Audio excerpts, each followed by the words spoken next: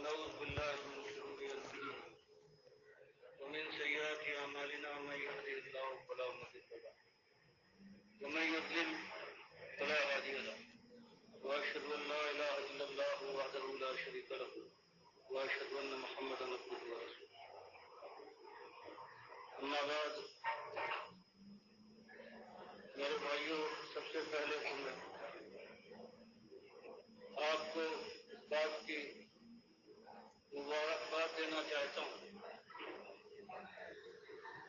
کہ مالک نے وہ فرض جو مومنوں نے اپنے اقرار کے بعد اپنے اوپر عائد کر لیا ہے وہ فرض پورا کرنے کی توفیق عطا فرمائی اور مجھے کبھی امید ہے کہ آپ سارے حضرات نے روزہ اس طرح سے رکھا ہوگا جیسے کہ اللہ نے بیان فرمایا ہے اور اللہ کے نبی صلی اللہ علیہ وسلم نے اس کی تشریح فرمائی ہے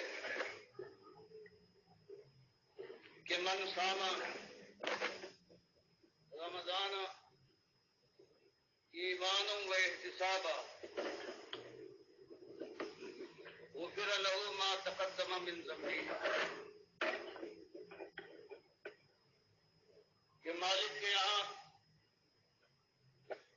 گناہوں کی معافی اور پروردگار کی طرف سے اجر صرف اس کے حصے میں آئے گا رمضان کے مہینے میں جو روزہ تو رکھتا ہے لیکن پوری ہوشیاری کے ساتھ اور دو شرطیں یہ ہے کہ ایمانہ پہلی شرط یہ ہے کہ اس کا ایمان پوری طرح سے خالص ہو اس میں کوئی لوث اور کوئی نقص نہ ہو وہ احتسابہ اور دوسری چیز جو لازم ہے وہ یہ کہ ثواب سمجھ کر کہ مالک نے اپنے غلام کو حکم دیا ہے کہ میں جس وقت جو اشارہ کر دوں اس پر عمل پیرا ہو اس کا میں اجر دوں گا انعام دوں گا اور کوئی شخص یہ بات سمجھ کر روزہ رکھتا تو مجھے آپ سے یہ کبھی امید ہے کہ اللہ نے چاہا تو آپ کا روزہ انہی شرائط کی پابندی میں ہوگا اور امید ہے کہ پروردگار اس کا اجر دے اور یہی بات حدیث میں بخاری اور مسلم کی حدیث میں آئی ہے کہ ومن قام رمضان ایمانا و احتسابا جو نماز پڑھتا ہے یہ تطوع اور تراویح کے نام سے پکاری جاتی ہے یہ بھی ایمان اور احتساب کے ساتھ اگر کسی نے ادا کر لی تو اللہ اس کے پرانے خطاؤں کو معاف کر دے اور یہی حال ہے من قام لیلۃ القدر ایمانا و احتسابا غفر له ما تقدم من ذنبه جس نے لیلۃ القدر میں اللہ کی بندگی کی ایمان اور احتساب کے ساتھ ثواب سمجھ کر کہ مالک نے فریضہ مقرر فرمایا ہے مالک راضی ہوگا مغفرت فرمائے گا تو اس کی خطائیں معاف ہو جائیں گی اللہ میری خطا کو پرانی خطاؤں کو معاف فرمائے اگلی خطاؤں کے لیے بھی یہی دعا ہے اور آخر آمین یا رب العالمین۔ شاید کوئی تعجب کرے کہ بات کیا ہے یہ بھی روزوں کی تعریف کرتے ہیں اور ہر جگہ ہر ممبر اور محراب سے روزوں کا ذکر آتا ہے نماز کی یہ بھی تلقین کرتے ہیں اور دوسرے کچھ پیچھے نہیں ہیں ان سے یہ بھی بتاتے ہیں کہ کلمہ وہی ہے لا الہ الا اللہ محمد رسول اللہ بتاتے ہیں کہ کلمہ وہی ہے لا الہ الا اللہ محمد رسول اللہ اور کوئی ہمیں اس کے خلاف نہیں بتاتا تو یہ سب مل کر ایک کیوں نہیں ہوتے چلو اور کوئی ضد کرے تو آپ کیوں ضد فرماتے ہیں آپ کیوں لوگوں کے ساتھ مل کر جب بات ایک ہی ہے تو اس کے بعد کیوں مل کر کوشش نہیں کرتے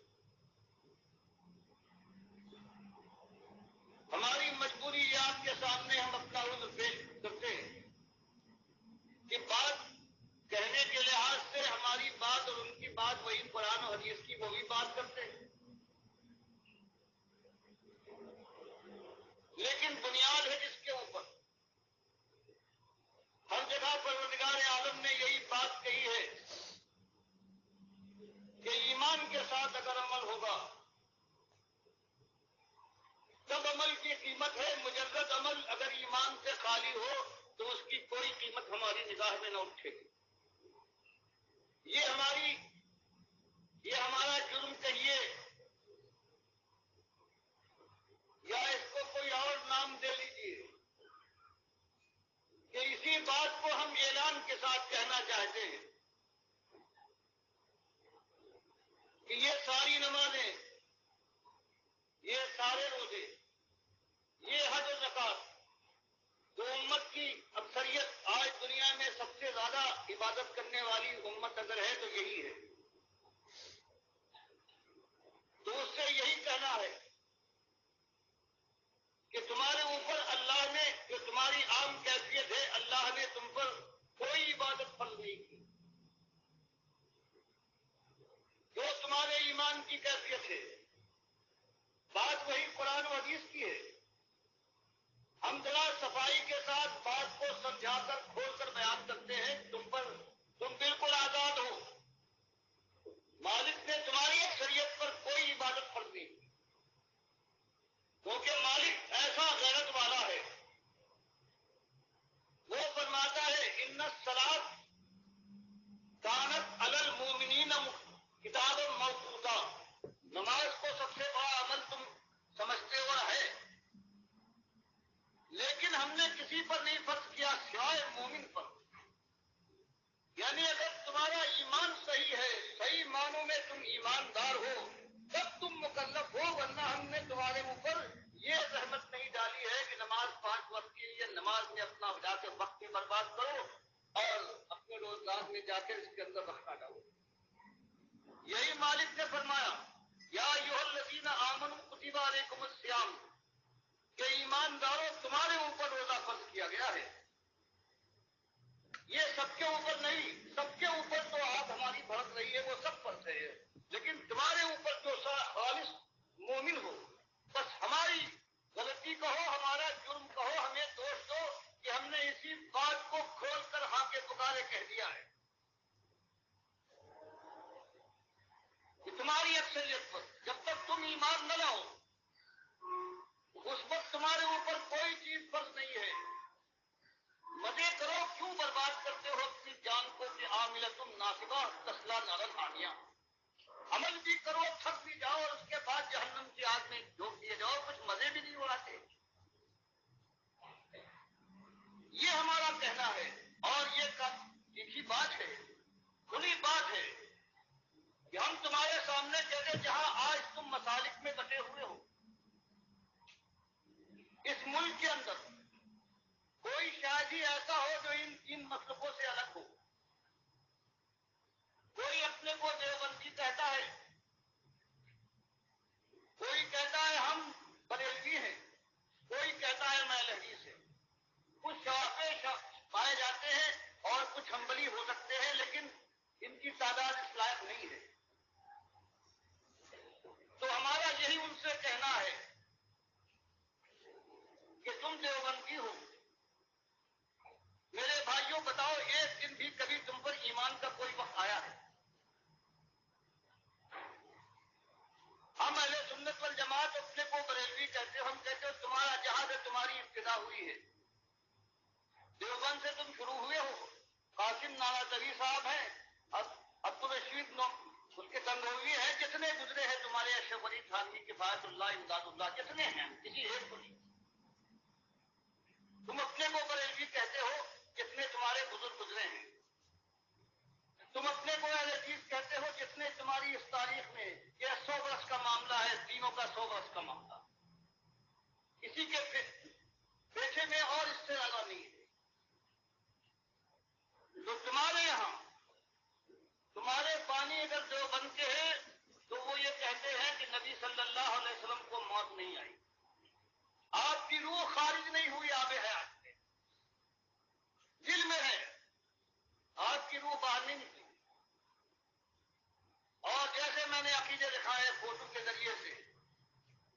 خلیل صاحب نے جو بذل المجہود کے شارح ہیں ابو داؤد کے، کتنے بڑے ان کے امام ہیں دیوبندیوں کے، انہوں نے سارے فتوے جمع کیے، پاکستان اور عرب ممالک کے، کتاب چھاپی، جو ان کے وقت سے آج تک جو دستور ہے، جو ثبوت ہے کہ سارے دیوبندیوں کا یہ عقیدہ ہے کہ اللہ کے نبی صلی اللہ علیہ وسلم اس قبر میں زندہ ہے، صرف نماز روزے کے مکلف نہیں ہیں، باقی ان کی زندگی دنیاوی زندگی ہے جیسے دنیا میں تھے، اور اس کے ساتھ ساتھ زور کے ساتھ یہ زندگی دنیاوی ہے، برزخی نہیں ہے. تو بتاؤ بھائیوں، تم میں اگر کوئی ایسا اٹھ کر کھڑا ہو جائے کہ میں دیوبندی نہیں رہا ہوں، میں مسلم تھا، میں نے قرآن و حدیث کو مانا ہے، ٹھیک سراہوں پر تم مان سکتے ہو، تم کہہ سکتے ہو، ورنہ تمہارا یہ کہنا کہ ہم پر نماز ہم نے پڑھی ہے، روزے رکھے ہیں، تو مالک فرماتا ہے کہ وہ من یکفر بالطاغوت ویؤمن باللہ فقد استمسک بالعروۃ الوثقی لا انفصام لها. تم اپنے ان کو بناتے ہو اپنا پیشوا، اللہ کی کتاب کے خدا صاف فیصلہ دیا ہے، اور تم بجائے اس کے کہ اس کا کفر کرو، تم نے مان لیا ہے جو کچھ انہوں نے کہا ہے، اور خود فخر محسوس کرتے ہو اپنے کو اس مسلک سے انتصاب کرنے کا اور منتسب کرنے کا. تو بتاؤ اللہ کے بندو، انصاف کے ساتھ کہو، کیا تمہارا مالک ایسا ہے، اس کی یہ حیثیت ہے کہ تمہارا کوئی بڑا کوئی امام جب چاہے اس کے قرآن کو قلم کر دے، جب مرضی آئے اس کے نبی صلی اللہ علیہ وسلم کی بات کو رد کر کے اپنی بات چلا دے؟ تو طاغوت کون سے ہوتے؟ بتاؤ طاغوت کیا ہوتے؟ اور اللہ قرآن میں فرمائے، ابھی وہ زمانہ نہیں آیا تھا جنگ کا، سورہ نحل میں مالک فرمائے کہ تمہارا یہ ایمان خالص لا الہ الا اللہ محمد رسول اللہ کہہ دینا، یہ ہماری نگاہ میں معتبر اس وقت تک نہیں ہے جب تم لات عزا اور منات کا انکار نہ کرو. یہی کہا گیا کہ کوئی اہل کتاب عیسائی ہو، اگر وہ کلمہ پڑھتے تو اس کا کلمہ معتبر نہیں ہے جب تک وہ یہ نہ کہے کہ میں حضرت عیسیٰ کو اللہ کا بیٹا نہیں مانتا، اللہ کا نبی مانتا ہوں، کلمہ مانتا ہوں. اور یہی فرمایا کہ جب کبھی میں نے کوئی رسول بھیجا ہے اس نے یہی بات پہلے کہی ہے، کبھی ڈھکی چھپی بات نہیں رہی کہ اللہ کو مانتے ہو، خوش آمدید، لیکن جان لو کہ اس کے بعد جو طاغوت ہیں ان کا انکار کرنا پڑے گا. اب دو کی غلامی تو نہیں کر سکتے. اس نے تمہارے مالک کو جھوٹا کہا ہو، مالک کی کتاب کو رد کیا ہو، وہ تمہارا دشمن ہو سکتا ہے، دوست تو نہیں، ولی تو نہیں ہو سکتا. اگر تم اسے ولی بناتے ہو تو مالک فرماتا ہے والذین کفروا اولیاءہم الطاغوت، کہ کافروں کے طاغوت ولی ہوتے ہیں. تو کوئی مومن کبھی اپنی زبان سے نہیں کہہ سکتا کہ یہ ہمارے ولی ہے، یہ ہمارے بڑے، ہمارے امام ہیں، جنہوں نے اللہ کی بات کا انکار کر دیا، اللہ کی بات کی بجائے اپنی بات پیش کی، اور آج تک دنیا اس کو مانتی چلی آ رہی ہے. تو ایک یہ طاغوت نہیں، طاغوت سے کوئی بڑی چیز یہ ہے. تو ہم یہ بات کہتے ہیں، تم سے کوئی لڑائی نہیں سوائے ایک اپنے مالک کے سلسلے میں.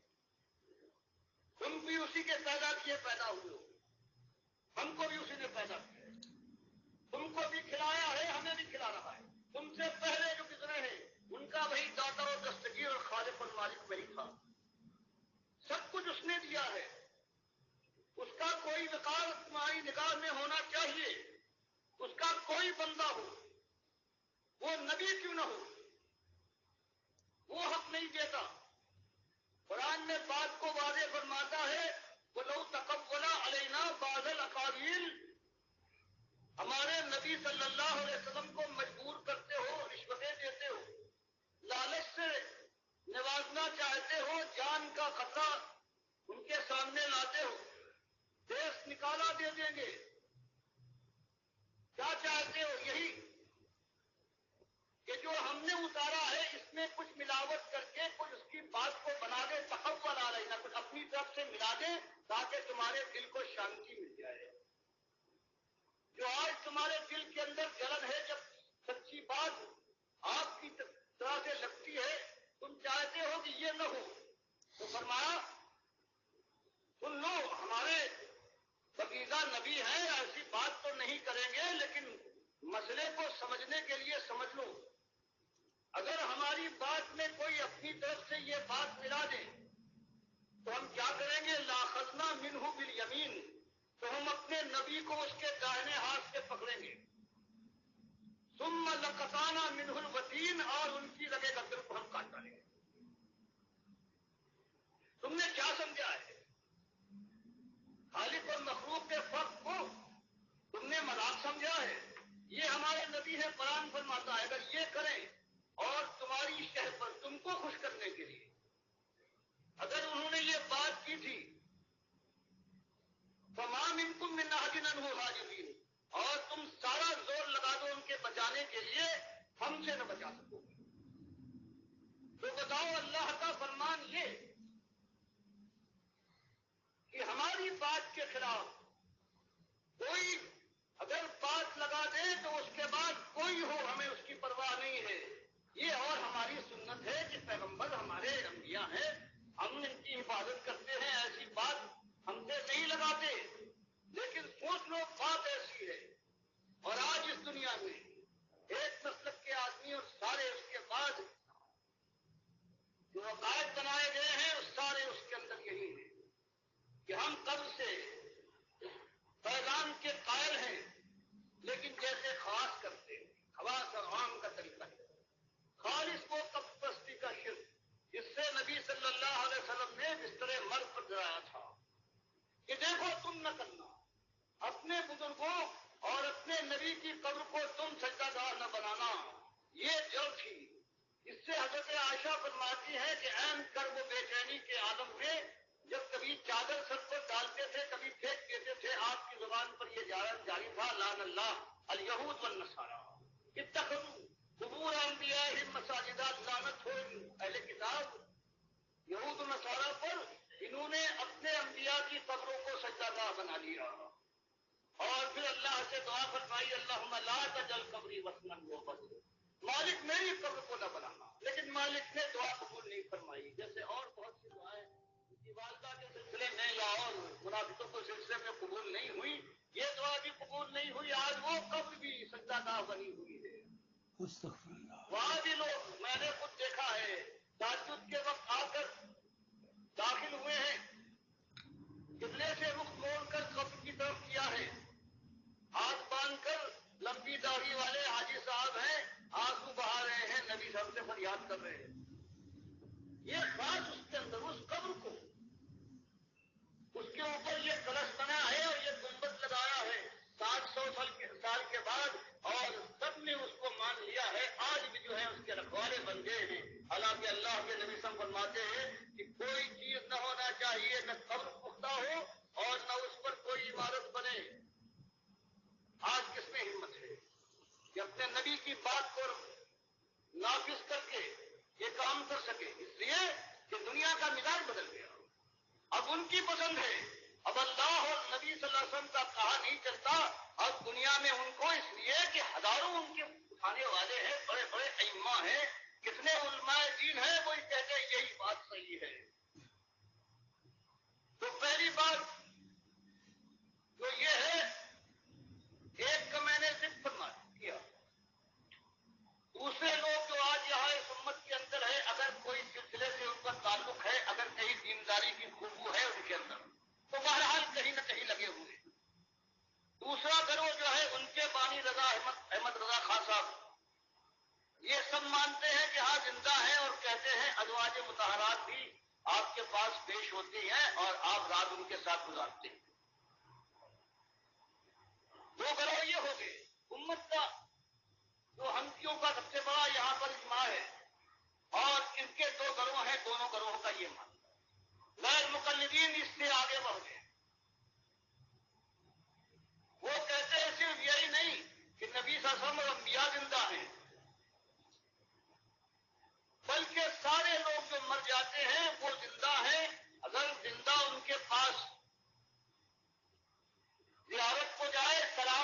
جیسے حدیث میں آیا ہے تو وہ سنتے ہیں، دیکھ کر پہچانتے ہیں، اس کے لیے دعا کرتے ہیں اور اس کے اوپر اس کے گھر والوں کے اعمال پیش کیے جاتے ہیں. اگر اچھے اعمال ہوتے ہیں تو خوش ہوتا ہے اور اگر برے اعمال کرنے والے ہوتے ہیں تو وہ دعا کرتا ہے کہ مالک ان کو موت لگے جب تک کہ اچھے اعمال نہ کرنے لگے. تو اس قول میں پہنچنے کے بعد زندہ نہیں بلکہ زندوں سے زندہ ہے. زندہ تو بیچ میں مٹی کا پردہ ہے، وہ نہیں دیکھ پاتا، لیکن وہ ہے، وہ دیکھتا بھی ہے، سنتا بھی ہے، کچھ بھی ہوتا ہے، دعائیں بھی کر رہا ہے. یہ ہے اہل حدیث کا اور امام احمد کا، امام ابن تیمیہ کا، ابن قیم کا، ابن کثیر کا، ابن حجر کا. اتنے بڑے بڑے عالم مانے جاتے ہیں. کچھ کے میں نے فوٹو آپ کو دے دیے ہیں، وفات النبی کی کتاب آپ کو یہاں مل جائے گی، ان کے فوٹو دکھا دیے ہیں. تو بتائیے اگر یہ مسئلہ ہو جائے کہ شرک کی جو بنیاد ہے اس کے ذریعے سے شرک پھیلتا ہے، اور شرک کی بنیاد کیا ہے کہ مرنے والا مرا نہیں، زندہ ہے، دیکھتا ہے، پہچانتا ہے، خوش ہوتا ہے، منت مانو، نظر چڑھاؤ. پھر اگر اس کے پاس خود طاقت نہیں ہے تو وہ سفارش کرے گا. اس کی سفارش ایسی پیر بہدف ہے کہ مالک ٹال نہیں سکتا، ایسا وہ محبوب اور ایسا وہ ڈاٹلا ہے. یہی بنیاد ہے. ہم نے کیا کیا ہے کہ بھری بزم راز کی بات ہے. ہم نے یہ کھول کر اعلان کیا ہے کہ مالک کے سامنے جانا ہے. اس نے ہمیں پیدا کیا، اس نے ہمیں کھلایا پلایا، وہ ہم کو موت دے گا، وہ ہم کو اٹھائے گا، اور اس کے بعد حساب و کتاب کے بعد یا تو ہماری بدقسمتی ہے کہ آپ سے صافہ پیش آ جائے، اور اگر خوش نصیبی ہے اللہ اسی خوش نصیبی سے سرفراز کرے تو ہمیشہ کی جنتیں ہیں، اللہ کی خوشبودی ہے اور ہمیشہ کی خوشحالی ہے. ایک اس بات کو ہم نے پیش کر دیا اور اسی نقطے کو سمجھیے کہ مالک کے یہاں سے جو آتا ہے وہ یہ نہیں کہ ایمان سے لے آؤ لا الہ الا اللہ محمد رسول اللہ ہے، بلکہ مالک آزماتا ہے کہ تم اپنے ایمان میں کتنے پختہ ہو. اگر اللہ کے ساتھ یہ وعدہ کرنے کے بعد دنیا سے ڈرتے ہو، کسی اور نے اللہ کے خلاف اللہ کی کتاب کا انکار کر کے ڈنکوں کے چوٹ کے اوپر آواز نکالی ہے، دنیا نے مانا ہے، تو تم ماننے کو تیار نہیں ہو تو اور کافی کیا ہے؟ اس کے علاوہ بتا دیجیے اور کیا چیز ہے. اور اس سے آگے بھی اسی لیے مالک نے سورہ نحل میں یہ بتایا کہ اس سے اجتناب کرو طاغوت سے. وقت گزرا ہے، سورہ بقرہ میں اس کو اور تیزی کے ساتھ اور شدت کے ساتھ کہ وَمَن يَكْفُرْ بِالطَّاغُوتِ وَيُؤْمِنْ بِاللَّهِ فَقَدِ اسْتَمْسَكَ بِالْعُرْوَةِ الْوُثْقَىٰ لَا انفصام لَهَا. اب اور اس کے اندر شدت آئی کہ اجتناب نہیں، اب طاغوت کا کھلے کفر کرو. انشاءاللہ. اور اس طرح سے ساری جو مصیبتیں آئی ہیں صرف جوان مردوں پر آیا کرتی ہیں جو اس ہمت کے ساتھ اپنے مالک کی غلامی کا نعرہ لگائیں اور خلوص کے ساتھ ثابت کر دیں. پھر کہیں اللہ بھی ان کو آزماتا ہے اور پھر پروردگار کی سنت پوری ہوتی ہے. باقی جو میل ملاپ کر لے،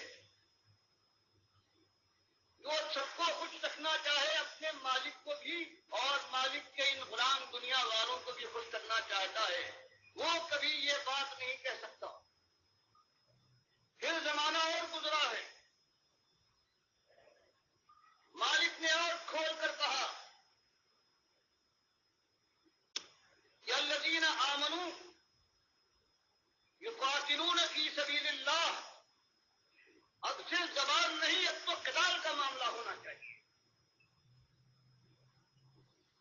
اب اللہ کی راہ میں تم قتال کرنے والے بنو. اگر وہاں تک نوبت پہنچ گئی ہے تو اللہ کے لیے دنیا سے ٹکرا جاؤ.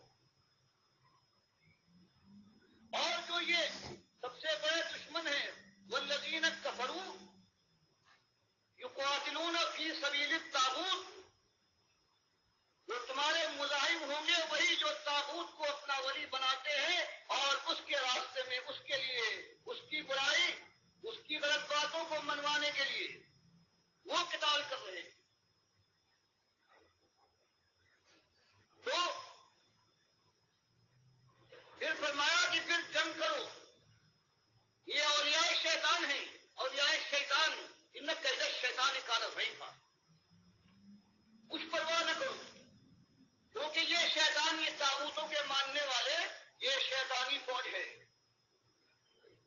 چاہے تم اپنے وسائل کو کم پا رہے ہو، ان کی تدبیریوں اور چالاکیوں کو دیکھ کر سہمے جاتے ہو، لیکن نہیں، ان کا مقابلہ کرو، ان کی تدبیریں ہیں، یہ انتہائی ضعیف ہے، پروردگار ان کے کار و بار بکھیر دے گا۔ یہی بات میں آپ کے سامنے لانا چاہتا ہوں۔ کتنے آپ کے حضرات ہیں جو مدتوں سے یہی باتیں سنتے آئے ہیں، لیکن افسوس ہے کہ بعض حضرات ابھی تک ہمارے فرق کو اور ہماری قوم کے فرق کو نہیں پہچان پائے۔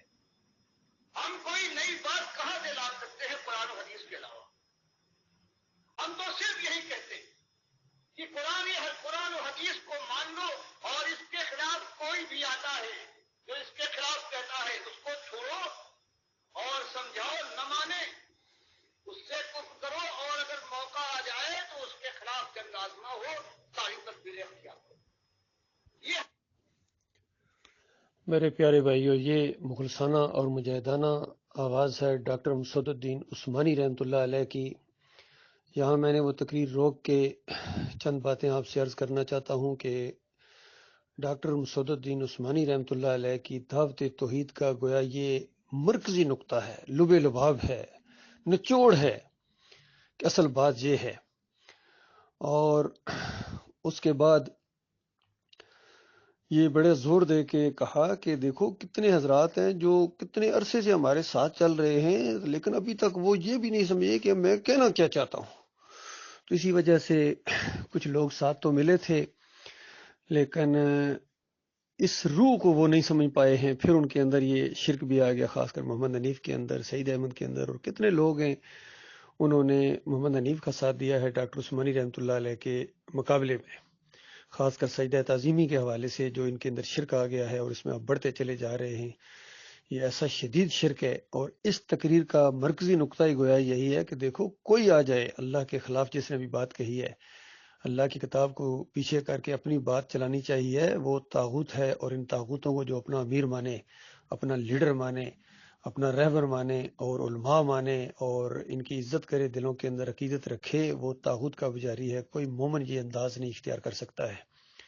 تو یہ بہت ہی زبردست بیان ہے۔ اگر یہ تقریر یا اس طرح کی دوسری تقاریر ڈاکٹر عثمانی رحمۃ اللہ علیہ کی نہ ہوتی تو ان طاغوتوں کی خبر لینا یہ بہت مشکل کام تھا، اور خاص کر یہ محمد حنیف کی اور ان لوگوں کی جن کے اندر شرک آیا ہے۔ توحیدی بنتے ہیں لیکن شرک کے ساتھ دوستیاں اور ملاپ کرنے کے بعد یہ سمجھتے ہیں کہ اللہ تعالیٰ صرف ان کو توحیدی کہنے کی وجہ سے توحید کے اوپر چونکہ آئے تھے کچھ عرصہ، تو ڈاکٹر صاحب نے یہ بھی کہا ہے کہ کوئی ایک دن ایک لمحہ بھی تمہارے اوپر ایمان خالص کا آیا ہے؟ بتاؤ۔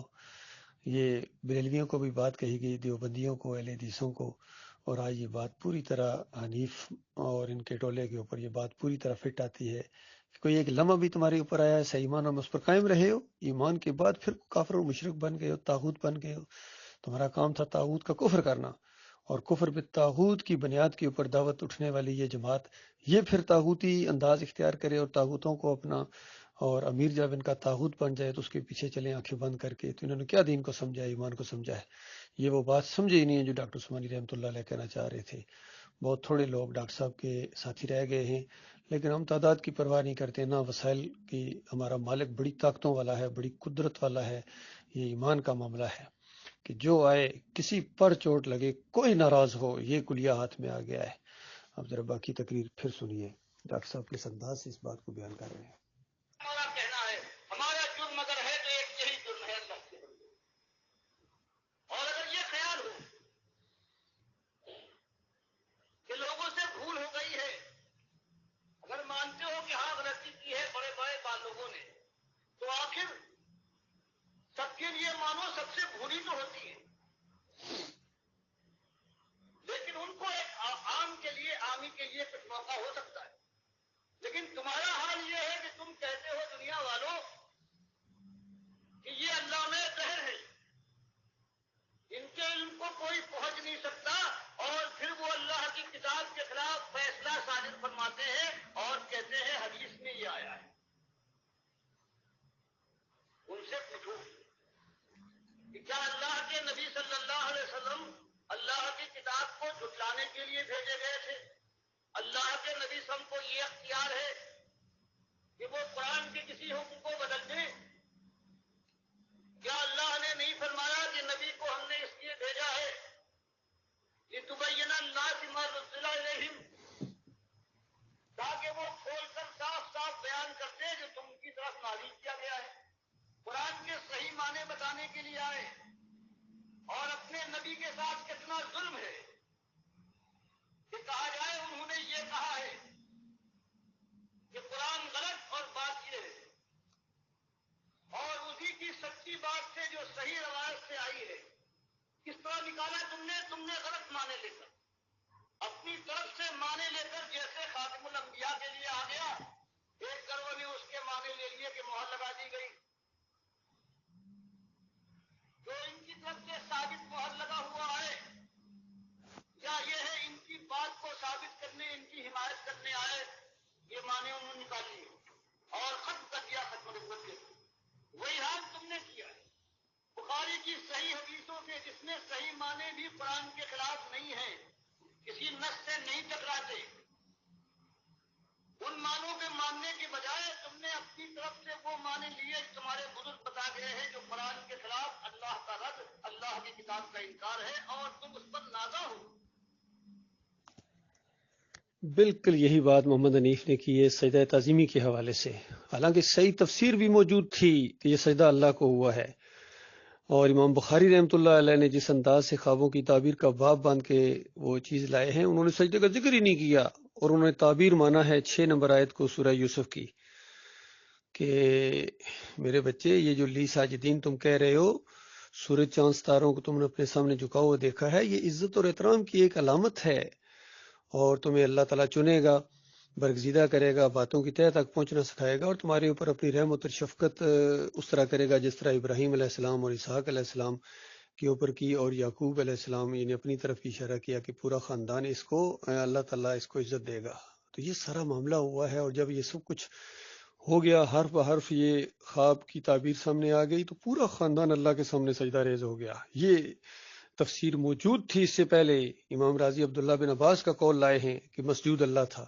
پھر سب سے بڑی بات اس دور میں ڈاکٹر عثمانی رحمۃ اللہ علیہ نے مولویوں سے جھگڑے کرتے رہے ہیں، اور فتویٰ لگایا ڈاکٹر عثمانی رحمۃ اللہ علیہ نے کہ جس کا ایمان خراب ہوتا ہے وہ اس طرح تفسیر کرتا ہے کہ یوسف علیہ السلام کو سجدہ ہوا.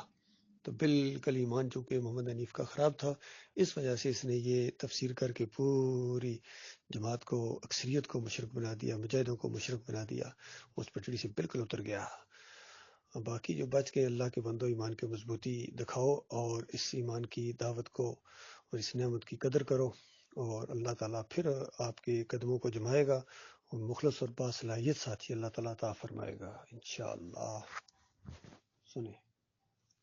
حالانکہ یہ تو بہت بڑا ظلم ہے کہ حدیث کے صحیح معنی بھی ہو سکتے ہیں، لیکن تم کو ضد ہے کہ تم معنی نہ لوگے، اور اس لیے کہ تمہارے بزرگ کہیں ٹھوکر کھا چکے ہیں، تمہارے لیے لازم ہے کہ اسی مقام پر پہنچو تو تم بھی ٹھکرا کرتے ہو. تو یہ ایک مسئلہ ہے، یہ ایک جنگ ہے، کھلی جنگ ساری دنیا سے اس وقت. لیکن اللہ کا شکر یہ ہے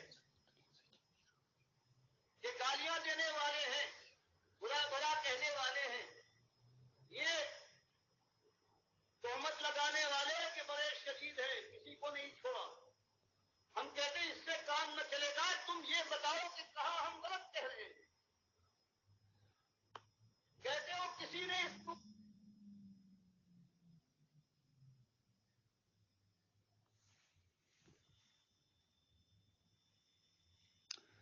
سبحان اللہ. پی آئی اور ساری دنیا کو ہم نے دیکھا انہیں کے اعتماد پر اللہ کی بات کو جھوٹ کہہ رہے ہیں، اللہ کے نبی صلی اللہ علیہ وسلم کی بات کو رد کر رہے ہیں. وہ ایک غلام اللہ کا ہے، کیا اس کی غلامی کے اندر جوش پیدا نہ ہوگا، حرکت نہ آئے گی کہ اگر کسی نے نہیں کہا ہے تو میں غلام ہوں، چلو اللہ کے یہاں وہ جواب دے، لیکن میں کیا جواب دوں گا. سبحان اللہ. اس لیے یہ بات ہر مسلمان کا حق ہے جو صحیح معنوں میں اللہ کی بندگی کا ثبوت دینا چاہتا ہے. بے شک بے شک. لوگ کہتے ہیں کہ اگر یہ کام نہ کرو،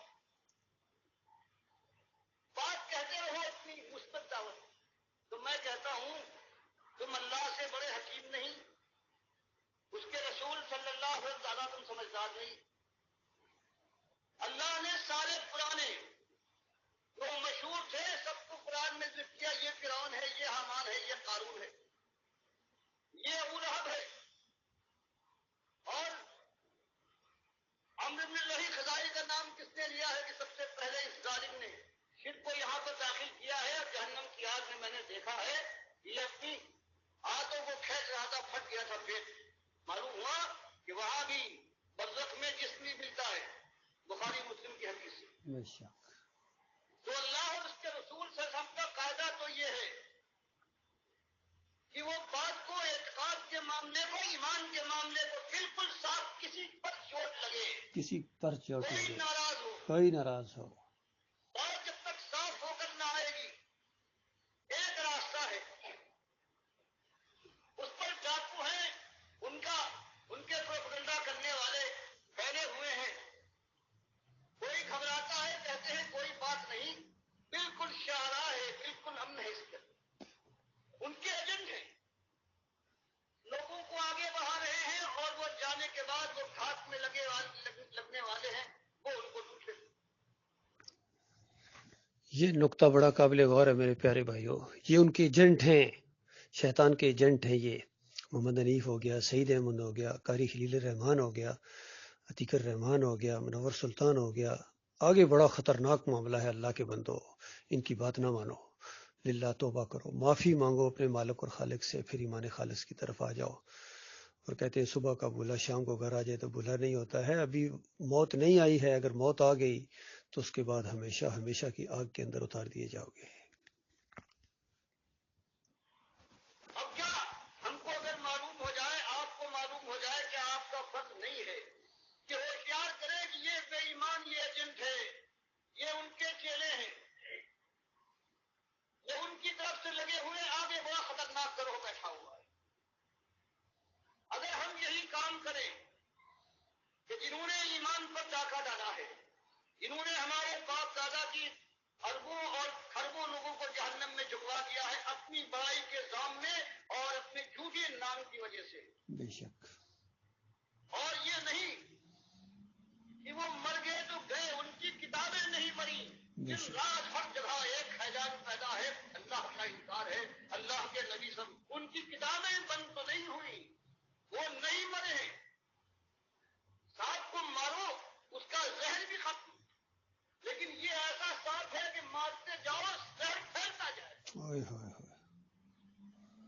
تو اگر اللہ نے پوچھا کہ ان ظالموں کے متعلق ٹھگوں کو تم جانتے تھے یہ نقطہ ہے اللہ کے اور بندو. دنیا برباد ہو رہی تھی، تمہیں خبر تھی اور تم اس خیال سے کہ ان کے بڑے نام ہیں، دنیا ناراض ہو جائے گی، لوگ کیا کہیں گے، تم نے اس بات کو کھول کر دنیا کے سامنے کیا کیوں نہیں رکھا. تو اللہ کے بندوں اگر آپ کوئی ہمیں تسلی بخش طریقہ بتا سکتے ہیں تو ہم اس پر سوچ سکتے ہیں. کوئی اور طریقہ اس کے علاوہ نہیں ہے.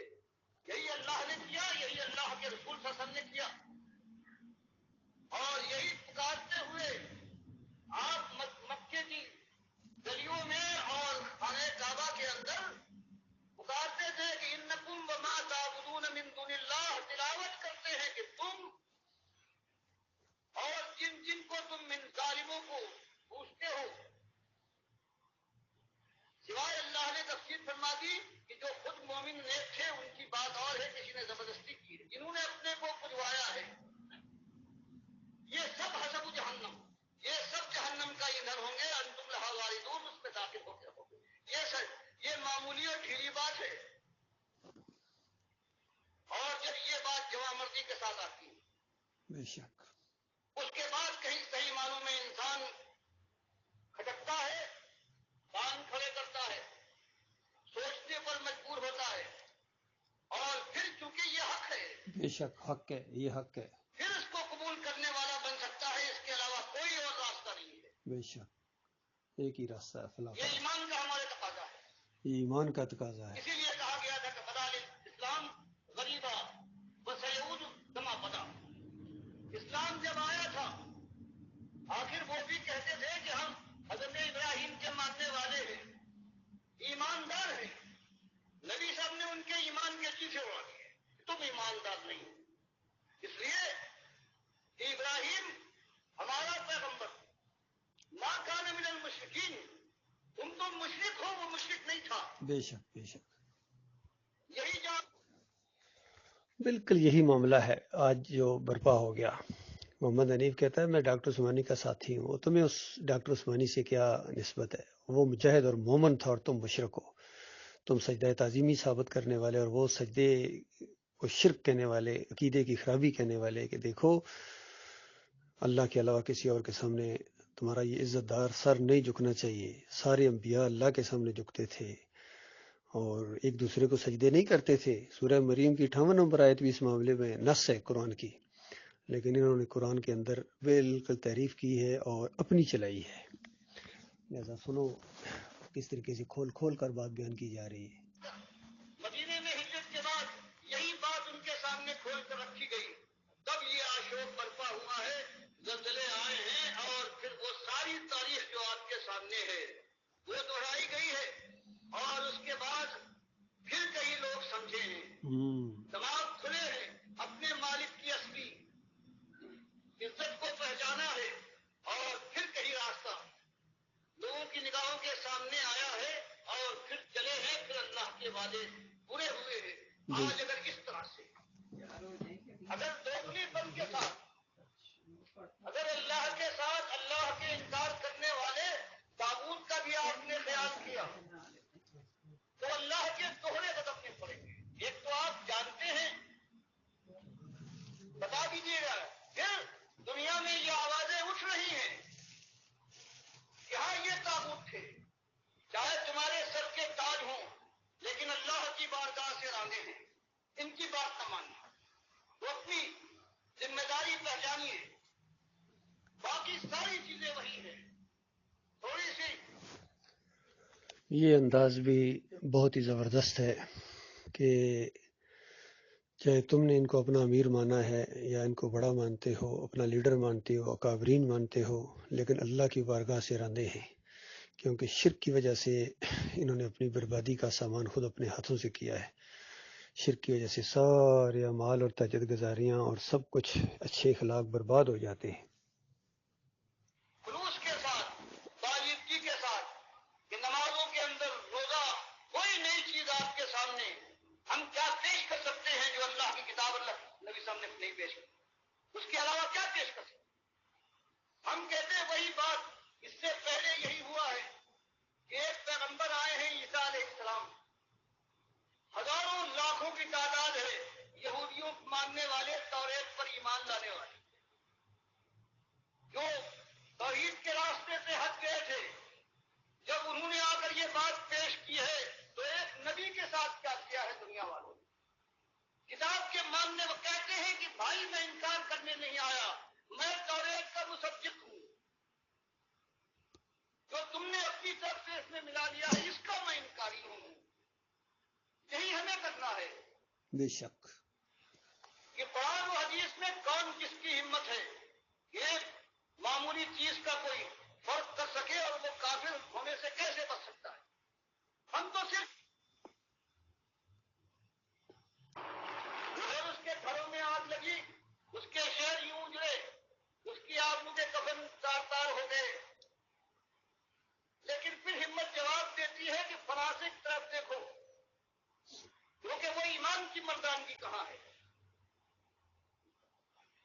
مالک کا کہنا یہ ہے کہ ہم ان کے ساتھ ہیں جو ہماری بات کہیں اور جم جائیں، ہم یہ اپنے ہے رسولوں کے ساتھ ہیں، بے شک ہم مومنین کے ساتھ ہیں۔ بے شک یہ روش پیدا کیجیے، دنیا کے اندر غریب اور پردیسی بن جائیے۔ لڑائی جھگڑے تو نہیں کہتا، ہمدردی ہو، دنیا والوں سے آپ کی طرف جا رہے ہیں، ان کو آپ سے بچانے کی کوشش کرنا ہے، لیکن وہ تعلقات، وہ محبت اور دوستی کے انداز، وہ شرمندگی کی بات میں کہو دوست سے کہیں پرانا مان جائے۔ لوگ بہت اچھا سمجھتے ہیں اگر توحید کی بات اور شرک کا ذکر چھوڑو گے تو مشکل پیدا ہو جائے گی، یہ نامردی ہے۔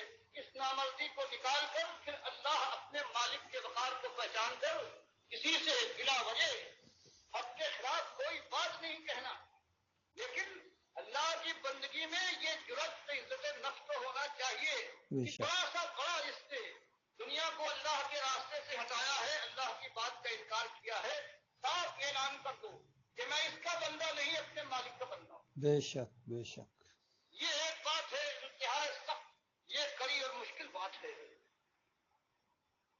اس کی درخواست کرتا ہوں، یہ بات اسی لیے سوچ سمجھ کر اس راستے میں جس کو آنا ہے. بہرحال یہ بات کبھی برداشت نہیں کی ہے کسی قوم نے، بے شک لیکن اللہ کا اس سے وعدہ ہے کہ جب بھی آئے وہ، جب خیر آئے اسی انداز سے آئے گا، اس کے علاوہ کوئی انداز نہیں. بے شک جب تک ایمان کو بالکل صاف نہ کر دیا جائے گا اور بڑے چھوٹے کا کوئی خیال، کوئی عالم اور فاضل، کوئی امام زیادہ اللہ کے راستے میں روا نہ ٹکا پائے گا، بے اس شک وقت کہیں راہیں کھلیں گی، اللہ کی رحمتوں کے فرشتے اتریں گے، اللہ مالک سکینہ نازل فرمائے گا، اسباب کا وہ انتظام کرے گا، اور معلوم نہیں 10 سال لگے، 10,000 سال لگے. بے وہ شک دن بھی بخاری اور مسلم نے جو بیان کیا ہے وہ دن بھی آ جائے گا. اس زمین کے اوپر سوائے مومنوں کے ایک کافر نہ ہوگا. اس لیے جزیہ ختم کر دیا جائے گا جو کافروں سے لیا جاتا ہے. عیسائیت کا جو آج زور و شور ہے، فرمائے عیسائیت کا نام نہ ہوگا، صلیب توڑ دی جائے گی، پھر دین کا پتہ نہ ہوگا. یہ بخاری مسلم دونوں نے اس حدیث کو بیان کیا ہے. مسلم میں ایک اضافہ ہے کہ 7 سال اس زمین پر اس زمانے میں ایسے گزریں گے کہ سب مومن ہوں گے، اور دو مومنوں کے درمیان کوئی بغض، کوئی کینہ، کوئی لڑائی اور کوئی حسد نہ ہوگا. گویا جنت میں جو ہمیشہ مومنوں کو اس حالت میں رہنا ہے، 7 سال کے لیے یہ دھرتی کی آنکھیں بھی اس منظر کو دیکھ لیں گی. سبحان اللہ تو اس کے لیے کوشش جاری رہے اسی سمت. انشاءاللہ اور اللہ 10 سال میں وہ دور لے آئے تو مالک کی قدرت سے کوئی چیز بعید نہیں ہے. بے شک اس میں 100 سال لگے، یہ 1000 سال لگے، جب آئے گا وہ دور آئے گا تو اسی انداز سے آئے گا جو اللہ نے بتایا ہے، اللہ کے رسول صلی اللہ علیہ وسلم نے فرمایا. سبحان اللہ دنیا بنے گی، دنیا میں عزت تمکنت ملے گی، انشاءاللہ خلافت ہوگی، امن و انشاءاللہ امان ہوگا، انشاءاللہ اور آخرت میں جنت کی بادشاہی سے سرفراز کیے جائیں گے. یہی انشاءاللہ ایک انداز ہے. بے مالک شک نے قرآن میں فرما دیا، یا بدوننی لا شک بے شک لا یشرکون بی شیئا. ایک ہے کہ مجھے اپنا اکیلا مالک مانے اور میرے ساتھ کوئی شریک نہ ٹھہرائے. بے شک اور میں نے بتایا کہ پورے پاکستان کے پورے مخالف کے لوگ ہیں، ان کے اندر کفر و شرک ہر ایک میں، بعض میں اوپر تک، بعض میں چھلکتا ہوا، بعض کے اندر اس کے بیڑے میں بیٹھا ہوا ہے. لیکن اللہ کے یہاں معمولی ایک شرک، ایک نجس، ایک ذرہ ہے، اللہ کو قبول نہیں ہے. اللہ کبھی اس کو معاف نہ کرے گا. بے شک بے شک اللہ سے توفیق مانگیے، اور یہ کام ہو رہا ہے. بے شک اللہ اس کا آواز میں اضافہ فرما رہا ہے، بے بات شک پہنچ رہی ہے. تو بات آپ کے سامنے آنے کے بعد ذمہ داری آپ کی بڑھ گئی ہے. آپ سے یہی کہنا ہے کہ ساتھ دیجیے اپنی حد تک اس کا. بے شک بے شک مالک کی بڑائی کے لیے اگر ایک مالک کا غلام اپنے کو کہنے والا آگے نہیں بڑھتا ہے تو اس کا دعویٰ کیسے قابل قبول ہو سکتا ہے؟ بے شک ورنہ وہ دن تو دور نہیں ہے کہ آپ کے بھی بازو اگر اٹھانا چاہیں تو آپ نہ اٹھا سکیں گے، سینے کے پڑے ہوں ٹھلک جائے تو روک نہ سکیں گے، پنجلیاں بار نہ اٹھائیں گی، بلکہ اگر آپس میں چمٹ جائیں تو الگ کرنا بھی بس کی بات نہ ہوگی. یہ آنکھیں جو آج اللہ کی بات کی پرواہ نہیں کرتی، مٹکتی رہتی ہیں، یہ جب چڑھیں گی تو گھر والے ہیں وہ ڈریں گے اور آنکھوں پر پٹیاں باندھیں گے، منہ کھلا رہ جائے. یہ اللہ کی حرام کے اوپر سبقت کرنے والا، تو اس پر دھاگا باندھا جائے گا.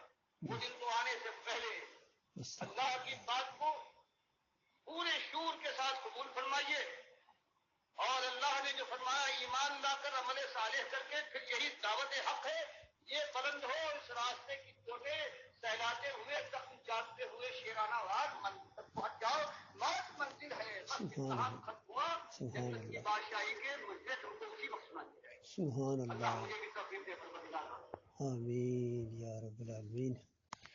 میرے پیارے بھائیوں، یہ آخری الفاظ بھی بہت ہی قابل غور ہیں. ڈاکٹر عثمانی رحمۃ اللہ علیہ کی یہ دعوت میں نے آج سے 37 سال پہلے 19 فروری 87 کوئی سنی تھی، اور یہ دعوت میرے دل و دماغ اور رگ و پے کے اندر اتر گئی تھی. بالکل میں ایک کیسٹ سن کے اور ڈاکٹر صاحب کا لٹریچر پڑھ کے میں ڈھیر ہو گیا تھا کہ یہ حق ہے، کیونکہ اس کے بعد جو دوسری چیزیں وہ تو پہلے سے دیکھی ہوئی تھیں، کہیں وہ ایمان خالص نظر نہیں آ رہا تھا. اس وقت میں فوج میں تھا، 7 پنجاب ریجمنٹ میں. اللہ تعالیٰ نے ایمان خالص سے نوازا ہے، اور اس دن سے میں اسی کی تبلیغ میں اسی راستے پر چل رہا ہوں، اور بسوں میں، ٹرینوں میں اور بازاروں میں، ہر جگہ میں دعوت اللہ کرتا ہوں. اپنے علاقے کے اندر بھی گجر خان کا علاقہ ہے، چکری وکیلا میرا گاؤں ہے، وہاں ہم نے مسجد توحید بنائی ہوئی ہے الحمدللہ. اور ڈاکٹر صاحب رحمۃ اللہ علیہ 86 میں، دسمبر 86 میں فوت ہو گئے تھے. تو اس کے بعد اچھے خاصے ساتھی پیچھے چھوڑ کے گئے، لیکن بعد میں پھر شیطان کا وار ہوا 2017 کے اندر. جو ناخلف امیر جانشین، ناخلف جانشین محمد حنیف، اس نے عقیدے کے اندر پھر بربادی لے آیا. جس چیز سے منع کیا گیا تھا، جس سے روکا گیا تھا کہ شرک کا ایک شائبہ تمہارے اندر نہیں ہونا چاہیے، اس کے اندر اب 4 شرک آ گئے. پہلے سجدہ تعظیمی کا شرک آیا، پھر کہتا ہے انسان کو سجدہ کر سکتا ہے، پھر کہتا ہے اللہ تعالیٰ نے اپنی ایک صفت عیسیٰ علیہ السلام کو بطور معجزہ دے دی، پھر کہتا ہے اللہ نے اپنی صفت کے 100 حصے کیے، ایک حصہ مخلوق میں بانٹ دیا.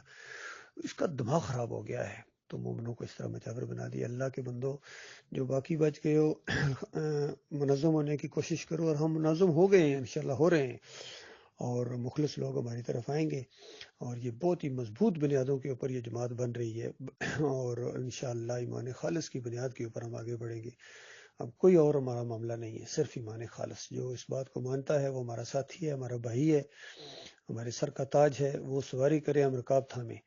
اور جو ایمان خالص کے راستے میں روڑے اٹکاتا ہے، یا اپنے اکابرین اور اپنے بڑوں کا اس کو زیادہ خیال ہے، اللہ سے زیادہ وہ پیارے ہیں اس کو، تو وہ جانے اور اس کا کام جانے. اس کے مشرکانہ دین سے ہمارا کوئی تعلق نہیں. ہم بالکل بیزاری کا اعلان کرتے ہیں محمد حنیف سے بھی، اور سارے فرقوں سے، بریلویت سے، دیوبندیت سے، اہل حدیثیت سے، سلفیت سے، حنبلیت سے، صوفیزم سے اور جمہوریت سے. ہر قسم کے شرک سے، تعویذ گنڈا، واسطے وسیلے، رکوع اور سجدے، بالکل ہم سے ان سے بیزار ہیں. شرک کے ایک شرک کے اوپر ہم تھوکنا بھی گوارا نہیں کرتے. ہمارے لیے ایمان خالص کافی ہے، اور بالکل اسی کی خاطر انشاءاللہ ہم جئیں گے، اور اسی کی خاطر انشاءاللہ مریں گے. اللہ تعالیٰ ہمارے معاملات کو درست کرے. ہمارے اوپر مالک وہ بوجھ نہ ڈالے جو پہلے لوگوں کے اوپر ڈالا تھا، اور اتنی بوجھ ڈالے جتنے ہمارے اندر طاقت ہے. اور اللہ تعالیٰ اپنے فضل و کرم سے ان سارے کافروں کے اوپر، مشرکوں کے اوپر، مرتدوں کے اوپر، اور منافقوں کے اوپر، باغیوں اور انتشاریوں کے اوپر اللہ تعالیٰ ہمیں غلبہ عطا فرمائے. آمین یا رب العالمین.